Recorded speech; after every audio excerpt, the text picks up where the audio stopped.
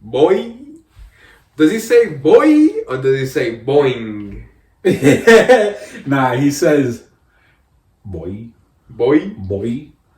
It sounds like it's springing, like boing, like a ball bouncing, but he says boy as if it's BOI. Yeah. But somebody was telling me recently that he says boing. Nah. Boing? Boing? He definitely says boy. Boy? That's boy, what I yeah. thought. It's that Detroit move. We're talking about Big Sean. Big Sean dropped his most recent classic album, I think. Dark Sky Paradise. This is an album that, you know, his previous albums, I never really like dove in and listened to like the full experience from one to the last track. So with this album, I was like, you know, let me give him a chance, because even though I didn't listen to his previous albums, I do feel like with Big Sean, he has progressed on each album that he's dropped. So with this one, it was definitely anticipated because he had the single Blessings with Drake and Kanye. Yeah, and Kanye. They dropped the visual for that, so that builds up the momentum for the album when it's gonna drop. So I feel like this was definitely one of like the solid projects that dropped in 2015, and it also dropped top of the year too. I think it was either before or after Drake. It was after. Big Sean dropped February 24th. Drake dropped February 13th. Mm-hmm. So it was after. And I was going to be biased. I was going to be like, you know, this is Big Sean's best project. And you guessed it, because Drake is featured on this project. And the way this came about was Big Sean was very disappointed with his previous album. Hall of Fame. Yeah. Very disappointed. He was down in the dumps. You know, I see him one day and he's like, yo, John, can you help me? Can you get Drake on this album? I need a Drake feature. I need to re-up. I need to be back on the mainstream map. Like, can you do this for me? I was like, you know what, Big Sean, since I mess with you, your boys with me, you know, I go to Detroit, you go to Rhode Island, you know, we chill, I got you. So I called Drake. I was like, yo, Drake, send Big Sean that Blessing record. So Drake listens to me, he trusts me. Drake puts a verse on it, the hook, sent over the beat.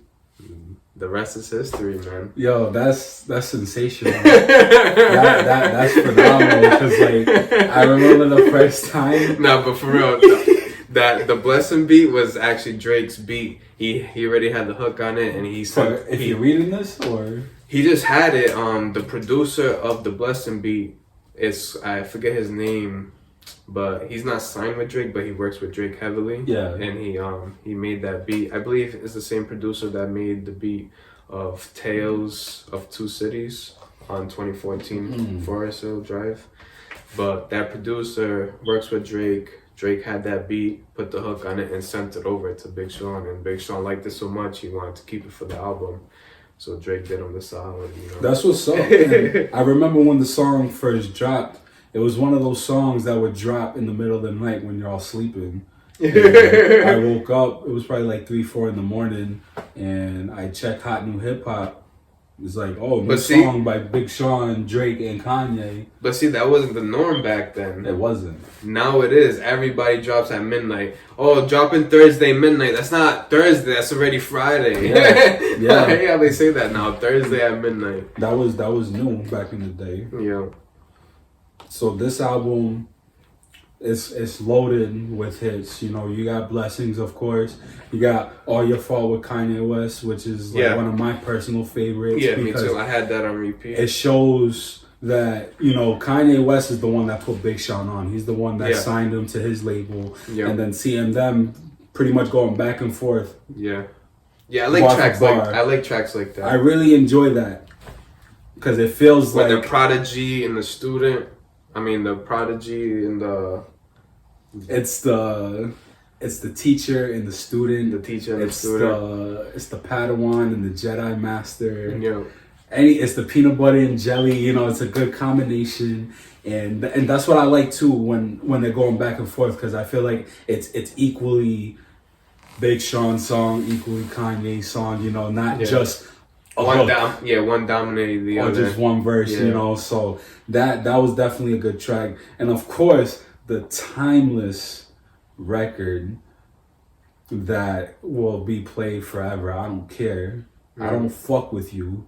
Not you, not you. I But see you. you. I see you. But you. I don't fuck with you. Yes. And E40 too. What a fucking surprise guest on the album. E40. We haven't heard from him in forever. For But real. like he just snapped. I got $1 million in mind, exactly the other line, given amount of time. Like I was like, yo, like he was getting it in. Like that track, and even the video, I don't know if you've seen it, but like it's definitely Kanye West-esque. Really? Type. Doesn't make sense. I mean, it doesn't, but like it's a lot better than Best I Ever Had. Oh, okay. Because it's not basketball, it's football. But it's not the girls playing football. It's him playing on a team, and it's a good concept video. Okay. It's definitely a good concept. I enjoyed it. But yeah, I think that's still his biggest record, right? I don't fuck with you. It has to be.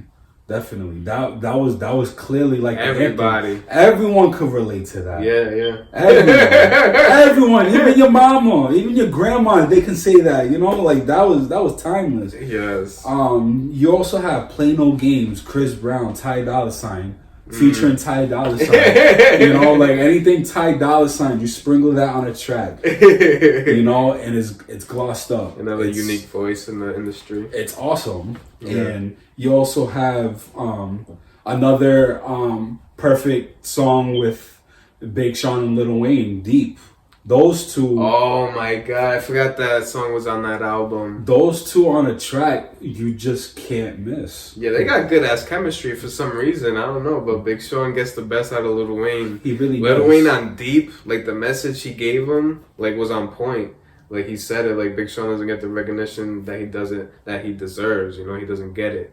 Why? Is it because he doesn't have the tattoos? Is it because he doesn't say gang shit? Like just his advice on that was so deep. Like that title was perfect. That beat was perfect for both of them. Like they both just went off.